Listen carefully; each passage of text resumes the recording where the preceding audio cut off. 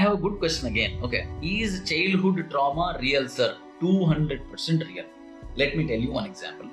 మేము చదువుకునే టైంలో మాది ఒక పల్లెటూరు. మా ఇంట్లో పల్లెటూరు నుంచి కొంచెం దూరం వచ్చి వేరే ఊళ్ళో కూర్చొని చదువుకునేవాళ్ళం. మాకు ఇంట్లో టీవీ ఉండేది కాదు. మేము ఏం చేసేవాళ్ళం అంటే పక్కింటికి టీవీ చూడడానికి వెళ్ళేవాళ్ళం. సో పక్కింటికి టీవీ చూడడానికి వెళ్ళినప్పుడు ఏం జరిగేది అంటే వాళ్ళ ఇంట్లో ఎవరైనా గెస్ట్ వచ్చినప్పుడు, ఆర్ ఇంటి యజమాని వచ్చినప్పుడు, ఆర్ వాళ్ళ ఇంట్లో ఏదైనా ఫంక్షన్ ఉన్నప్పుడు, ఆర్ వాళ్ళకి ఏదైనా పని ఉన్నప్పుడు నిర్మోహమాటంగా మీరు వెళ్ళిపోతారా అని చెప్పి చాలా మర్యాదగా చెప్పేవాళ్ళు. సో ఏంటి అంటే అప్పుడు కింద కూర్చొని టీవీ చూసేవాళ్ళు. వాళ్ళందరూ టీవీ ఉన్న వాళ్ళంతా పైన కూర్చొని చూసేవాళ్ళు, మేమందరూ కింద కూర్చొని టీవీ చూసేవాళ్ళం. అప్పుడు ఏంటి మనకు తెలియకుండానే మనకి ఇన్ఫీరియారిటీ కాంప్లెక్స్ అన్నమాట. మనం తగ్గిపోతున్నాము, మనం తక్కువ ఉన్నాము అనేటువంటి ఒక ఇన్ఫీరియారిటీ కాంప్లెక్స్. మరి ఇంట్లో టీవీ లేదనేది ఒక పాయింట్.